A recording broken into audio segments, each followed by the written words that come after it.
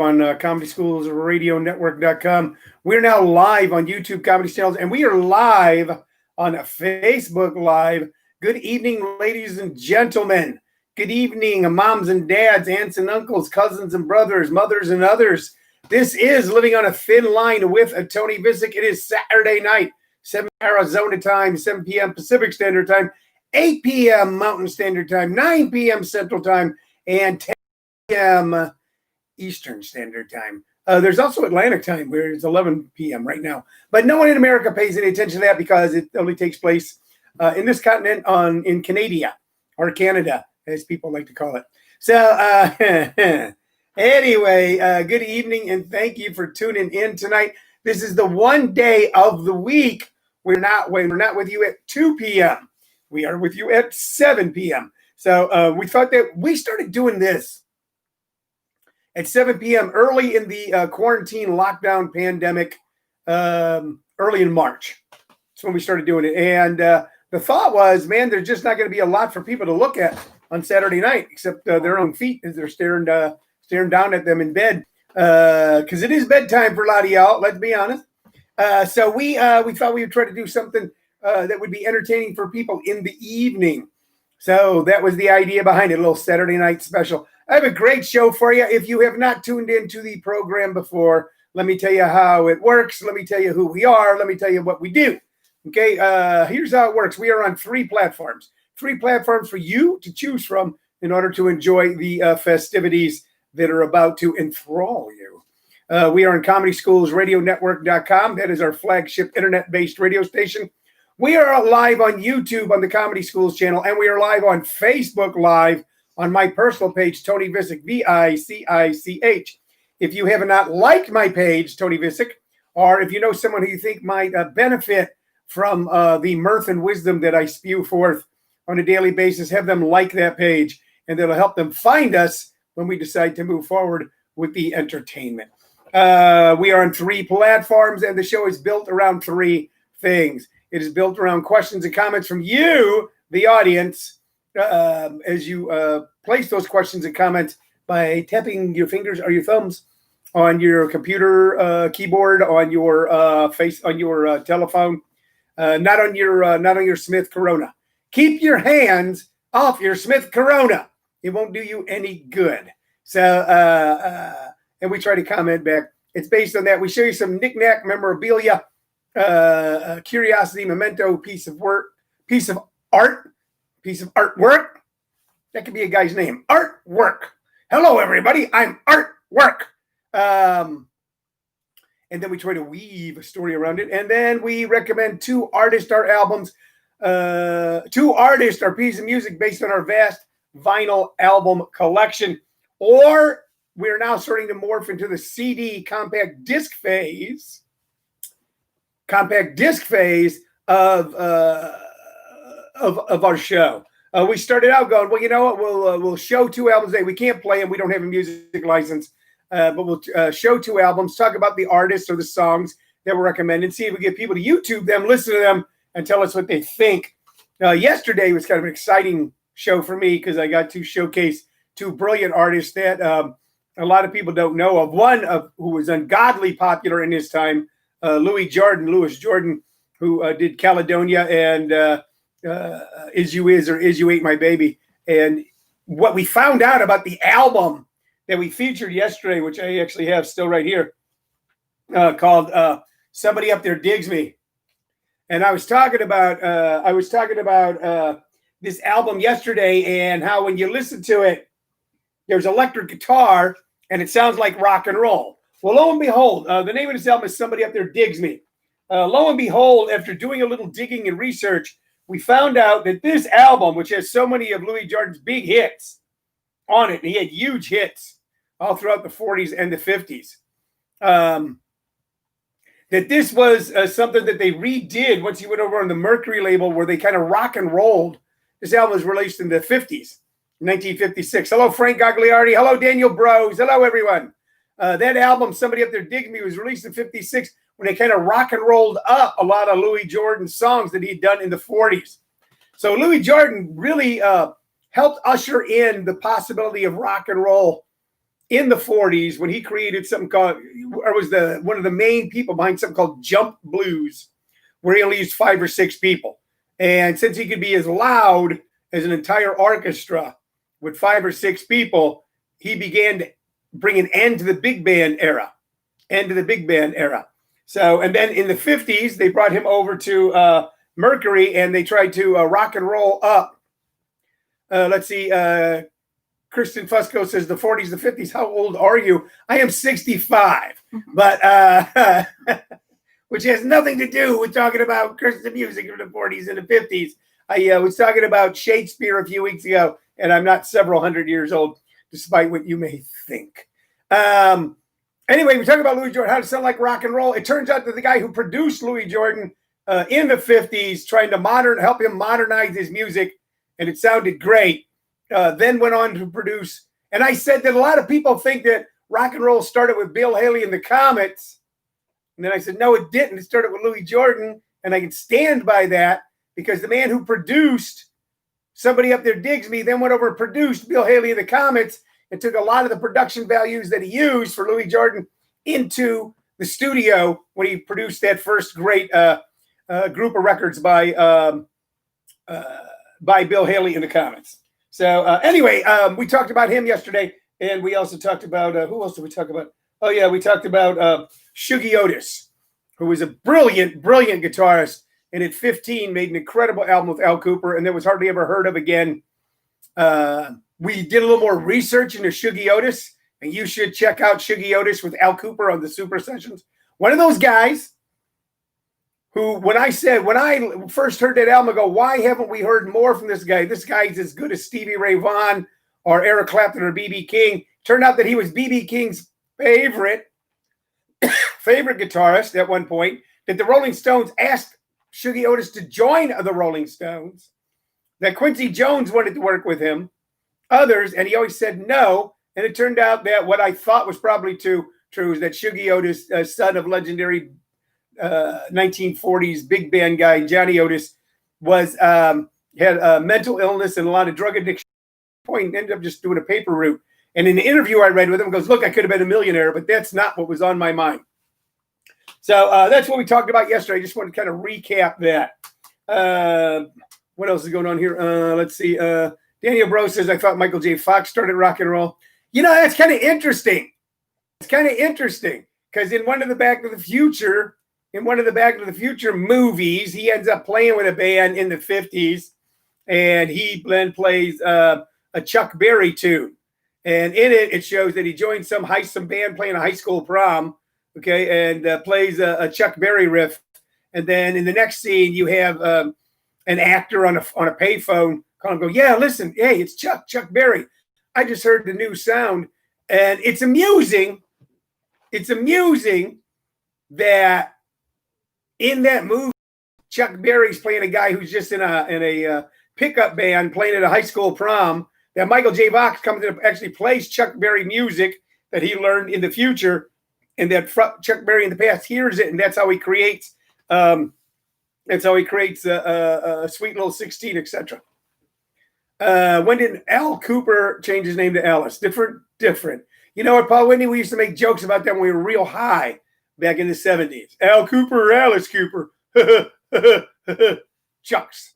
Doug, that's right. DJ says Johnny Be Good. Michael J. Fox plays Johnny Be Good with this little pickup band at a high school prom. It's interesting because without meaning to, it was a rewrite of it was an inverse of actual history, because once again it showed that a white guy creating rock and roll and a black guy stealing it, as opposed to a black guy inventing rock and roll and then white folks borrowing or stealing it. How blatantly was Chuck Berry imitated? He actually sued the Beach Boys over one of their songs, and I think it was Everybody's Gone Surfing, and won because he said it was a direct. They directly plagiarized his song. Of course, most guitarists and musicians from the late 50s, early 60s on plagiarized a little bit of Chuck Berry. So we're going to talk all about that. Talk about rewriting history in a moment. But we're going to start out with a little bit about history right now and the rewriting of it. No, that's the wrong picture. I walked downstairs. We have a two-story house. That's why I walked downstairs. I could have fallen down the stairs, I guess, at this age. I could have rolled down the stairs. I could have hopped down the stairs, but instead I walked downstairs. And lo and behold, what was on the TV downstairs? One of my all-time favorite movies, The Searchers. The Searchers, starring Jeffrey Hunter, Ward Bond, Vera Miles, Harry Carey Jr., Harry Carey Sr.'s wife, and an actor named John Wayne. And the movie was directed by none other than John Ford. There has been The Searchers is considered by movie experts, movie panels, movie lovers as one of it's been called the greatest Western of all time. When you first watch The Searchers, you may not think that. But if you watch it a second or third time, it grows on you the way that other movies seldom do. There is something real and authentic and honest and painfully and achingly beautiful and brutally honest in the movie The Searchers. The movie The Searchers is about a guy, Ethan, I forget the last name, who comes home from the Civil War, comes home to Texas, and finds out that his niece, Debbie, has been kidnapped by the Comanches. Now, you might not know anything about the Comanches either, but at one time, right near where we are, even where we are here in Phoenix, this area was known as Comancheria, the Empire of Comancheria. The Comanches had a vast empire throughout the United States that encompassed all of Texas, a good part of Oklahoma, New Mexico, and chunks of Arizona. And they ran Comancheria. They fought with the Spanish. They fought with the Mexicans. They fought with white people. They eventually lost. One of the stories, I say great, it's not like great, like it's cool. One of the great stories coming out of Comancheria and the war. Everybody thinks about the Revolutionary War. Everybody thinks about the Civil War. Nobody thinks about it, and they say, well, those are the wars that were fought on American soil. The Plains Indian Wars, but there was the war between the United States and Comancheria. There was a war with Spain and Comancheria, Mexico and Comancheria, and the United States. One of the legendary yet true stories is the story of Cynthia Parker. Cynthia Parker was the daughter of white settlers who was kidnapped by the Comanches during a raid on a village in Texas. Many years after she was, a little bit past 1812. You talk about the War of 1812, Daniel Bros, but no one ever does. I was making my point with a subjective truth to achieve an objective reality. She was rescued by a man named Charlie Goodnight during a skirmish with the Comanches many years later. Captured as a small child, was now a young adult with two sons, and brought back to Texas, brought back to white, supposedly civilized society, where she probably tried to escape, and escape again, and had been a part of the Comanche tribe. She had been married to a Comanche chief, and kept trying to escape, and they kept finding her and bringing her back, and she was quite miserable in her heroic rescue. One of her sons became one of the last great chiefs of Comancheria, Quanah Parker, and was the guy who actually negotiated the truce between the Comanches and the United States, and lived well into the 20th century, and lived quite well, as a matter of fact. So, The Searchers, starring John Wayne and Ward Bond and Jeffrey Hunter and Vera Miles and Harry Carey Jr. and many others, directed by John Ford, is loosely based on that story. In the movie The Searchers, John Wayne plays good evening, Laura Muller, plays a racist who we're never quite sure, we're pretty darn sure, that he only wants to go and rescue Natalie Wood from the Comanches to kill her because it's better that she's dead than live that way.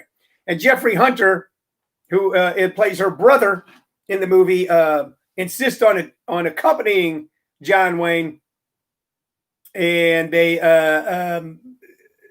because he wants to rescue his little sister. So the movie spans years and years and years from the time that, of course, Little Debbie is played by Natalie Wood in The Searchers. Eventually, they do rescue her, and when we think that John Wayne's going to kill her, he actually picks her up in his arms and goes, "Let's go home." It is a great film. It is one of the best films ever made. And I know that there's a lot of talk about canceling John Wayne. So tonight, by the way, is our knick-knack, is our commemorative thing. We have here a picture of John Wayne. This picture, by the way, is not from The Searchers. This picture is from Red River, movie that introduced the world to the great Montgomery Clift, where Montgomery Clift played the antagonist or the protagonist against John Wayne's antagonist. And that was a Howard Hawks film.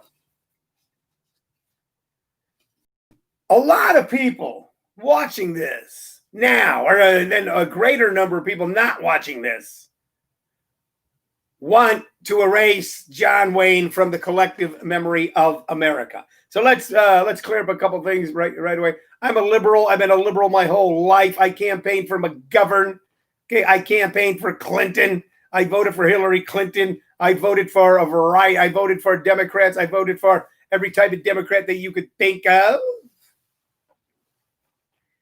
And I love John Wayne movies. I know that John Wayne was a virulent right-wing man. I know that he said some things that I totally disagree with, or might even be appalled, definitely would be appalled with, in an interview in a Playboy magazine in 1971. But keep this in mind, those of you who want to erase the story of John Wayne, those who want to erase the way Westerns are put together, those of you that only want to watch movies and films and read books and magazines that are written and produced by good people. Red River is great. Walter Brennan, no stranger ever good news to me. Yeah. The Searchers was directed by John Ford, and John Ford was one of the greatest liberals in Hollywood. John Ford, who'd been making movies ever since the silent era, made 22 movies with John Wayne. John Ford, a hardcore Democrat and a liberal, made movies with John Wayne, a hardcore right-wing conservative.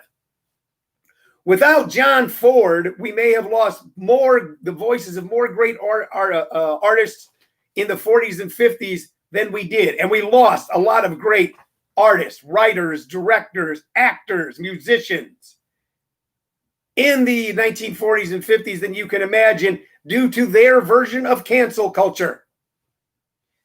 The version of cancel culture then was against communism, socialism, the Reds, pink diaper babies. And if your name was published in the Hollywood Reporter in the late 40s, early 50s, and they said that you might have been a Red, then your career was effectively destroyed. Movie studios would see it and go, you know what? We're not going to risk the entire studio over one writer or one director. Let's just get rid of them. Get rid of them. And careers were destroyed overnight, not just by the Hollywood Reporter, but by other magazines, etc. There was a concerted effort to destroy people over their political beliefs in the 40s and 50s. And many lives were destroyed. Careers were destroyed. There were suicides. There were deaths. There was despair in the 40s and 50s as conservatives set out to silence the voices of liberalism.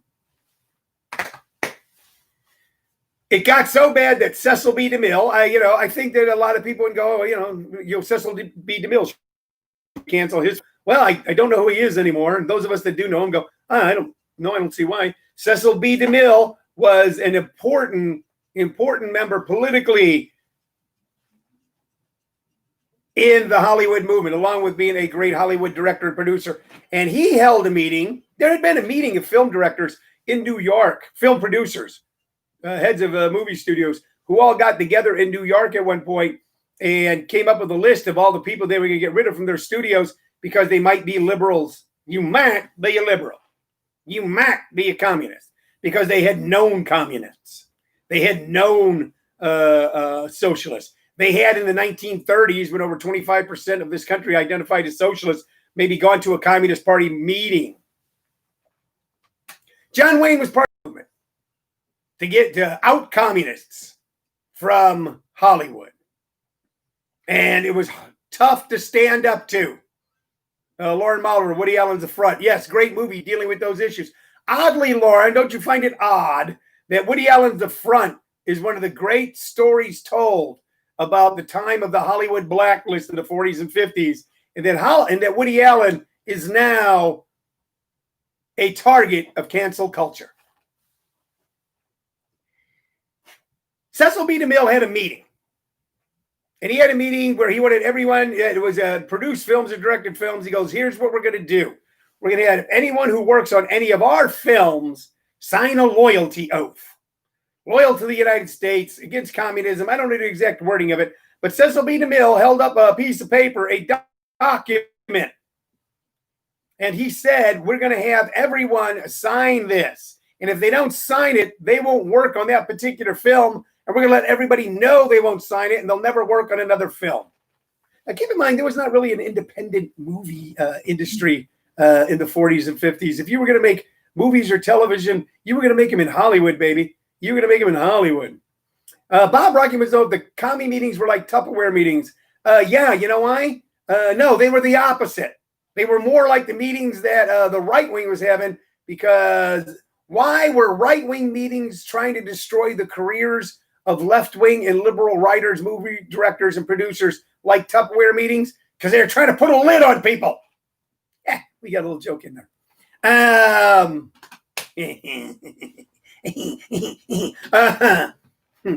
During that meeting, that historic meeting with Cecil B. DeMille said, we're going to have everybody sign a loyalty oath, John Ford stood up. Now, John Ford was an Irishman, a proud Irishman. John Ford got up and he was a two-fisted drinker. Started drinking in the morning, stopped drinking at night. Tough as nails. Risked his life, saying he was making a documentary right before America entered the war, where he went around and filmed Japanese installations on islands throughout the Pacific. Made movies for the government to help defeat Nazism. John Ford stood up at that meeting. And he said, my name's John Ford, and I make Westerns. Now, there was a person in there who did not know who John Ford was. John Ford was at the height of his powers as a director, the height of his popularity as a director. My name's John Ford, and I make Westerns. And then he looked at Cecil B. DeMille, who was running the meeting, and said, no one here is going to deny, Cecil, your contribution to our industry and what we do. We wouldn't be who we are today without you. But I don't like you, and I don't like what you're doing. And no one's going to have to sign any damn loyalty oath to work on a movie of mine. And with that, John Ford, drunkard, Irishman, liberal, one of the greatest storytellers in the history of storytelling, a hardcore Democrat who made movies with a right-wing Republican, helped begin to break down the odious and horrible and oppressive philosophy of blacklisting people in Hollywood in the 40s and 50s and 60s. So you can cancel John Wayne movies if you want, but you got to remember that you're also canceling movies made by one of the greatest liberals of all time when you cancel those films. Maybe you should just enjoy the story. All right. So I just started talking about that. There was some talk. We live out. I think it's an interesting thing, maybe to me, not to you, that I always liked John Wayne movies. Listen, I was a method acting guy. Marlon Brando's the greatest actor ever lived. Right after him is James Dean, Paul Newman. You know, I studied method acting at the Strasberg Institute with a bunch of commies in the 70s. Those that were left. That whole blacklisted movement tore that community of artists and actors apart. That's a different story for a different time. But I always thought that John Wayne was the greatest movie star. And maybe it's because on Saturdays, when I was a little kid, and I was doing my thing in the house, and my brothers and I were off school, and my mom was just doing a little something in the kitchen around the house, and my dad was off work. On our television was oftentimes John Wayne movies all day. Tarzan movies or John Wayne movies.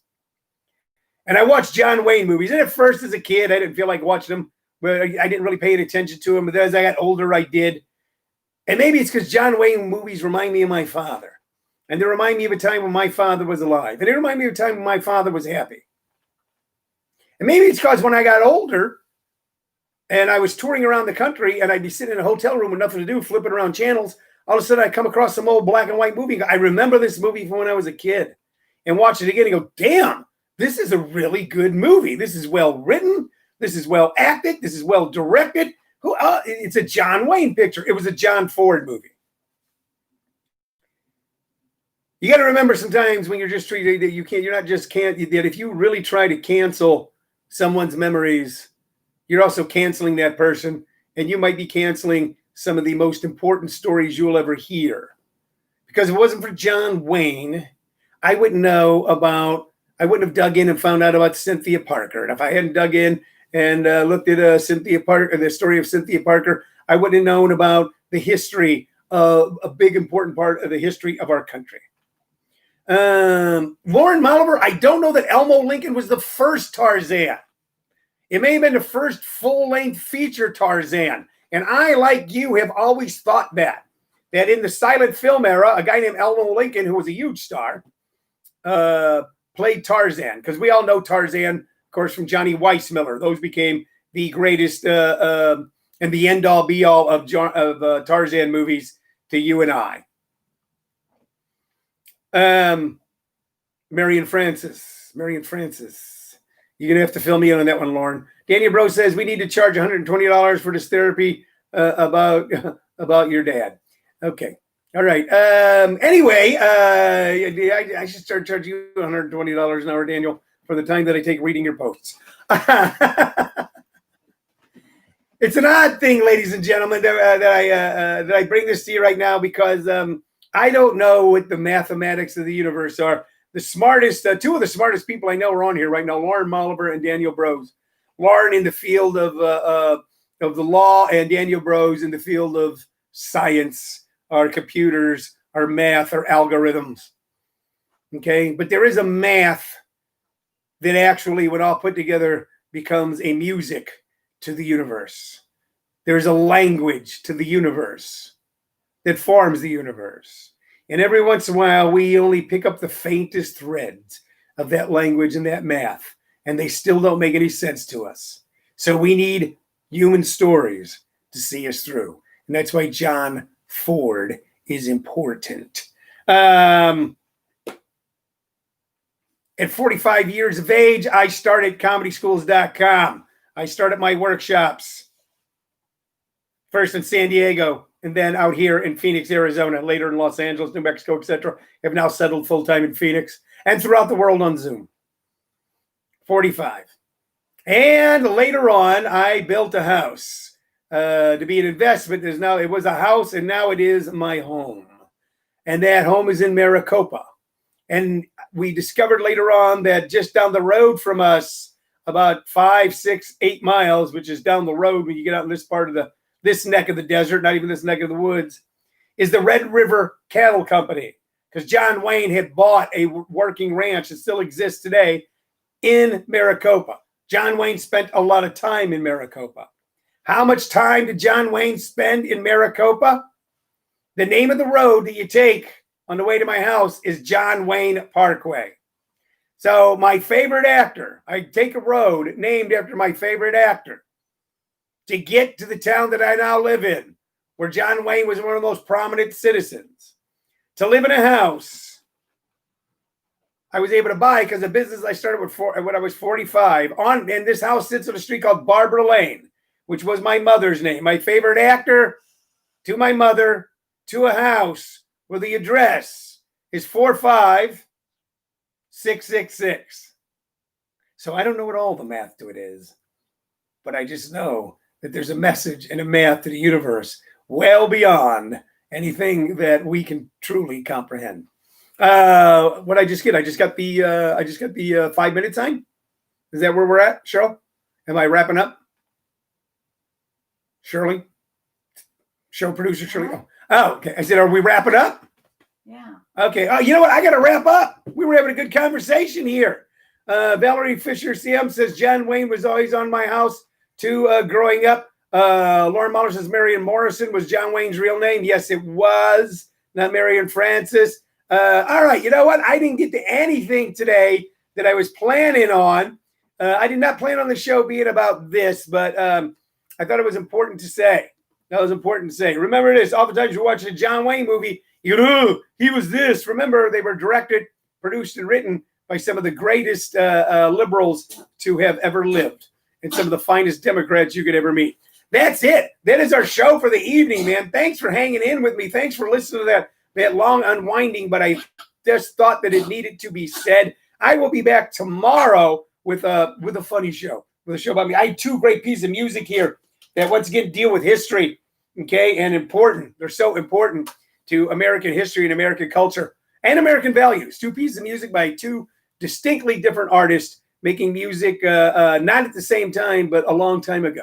All right, that's it. That's our show. We'll be back tomorrow at a regular time, 2 p.m. Mountain Standard Time, Arizona time. We hope that you stay safe, relatively sane, and healthy until then. You've been watching Living on a Thin Line with Tony Vicich, Pilgrim.